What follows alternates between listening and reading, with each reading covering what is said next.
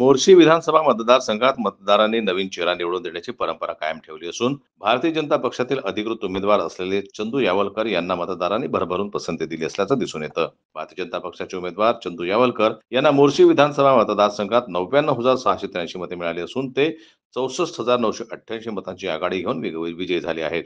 तर अजित पवार गटातून घड्याळ या चिन्हावर निवडणूक लढवणारे प्रतिस्पर्धी मतदारसंघाचे आमदार देवेंद्र भुयार यांना 34,695 दुसऱ्या क्रमांकाची मते मिळाली असून तिसऱ्या क्रमांकावर महाविकास आघाडीतून तुतारी या चिन्हावर निवडणूक लढवणारे गिरीश कराळे यांना 31,843 मते मतदारसंघात मिळाली आहेत. चौथ्या क्रमांकावर एकेकाळी काँग्रेस पक्षाशी संलग्न असणारे अपक्ष उमेदवार विक्रम ठाकरे यांना देखील 26,729 मते मतदारसंघात मिळाली आहे.